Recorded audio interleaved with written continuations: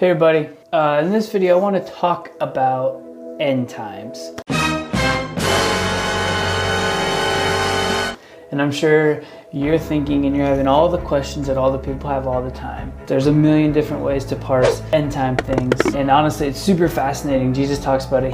He's on his way to the cross. And this entire week of reading is him just sort of giving like parables and things like that to the Pharisees and speaking about how he's going to die and the temple is going to be rebuilt. And they rejected him and all these things. But then he stops and he gives like a several chapter description of some details of what the end times look like. And this is where people kind of pull their theories from when they start saying like, well, this might be, the end of the world. But the fact of the matter is that Jesus is just giving warning to the people around him and to followers of Christ about the fact that, listen, take note of these things. One phrase that he gives in there, right, to summarize the entire thing, one phrase that he gives is he says, stay alert.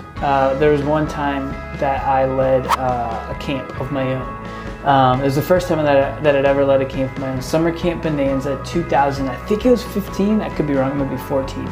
And I didn't know what the heck I was doing. And so one of the ways that I realized I didn't know what the heck I was doing is I got there and I didn't think ahead of time that it would be a good idea to preload the band's lyrics. And so every single night for about 30 minutes before the session, and while I should have been eating dinner, I would grab my dinner, I would put it in front of me at the computer, and I would furiously either type out lyrics or copy and paste off a website. But when you copy and paste off a website that then you have to format it and make it look right. I was so unprepared. It was so annoying. And from actually that moment forward, anytime I would run a retreat and I would have friends and stuff come with me, they would make fun of me for how over-prepared I was. But that was because I had gone through that experience before where I was caught in a moment of not being prepared. And so none of us knows when Jesus is coming back. He says, really only the Father knows the point of his return. The warning is to be ready and to stay alert. And so if you look back at last week's video where we looked at the parable of the talents, how are you being ready? How are you staying alert? How are you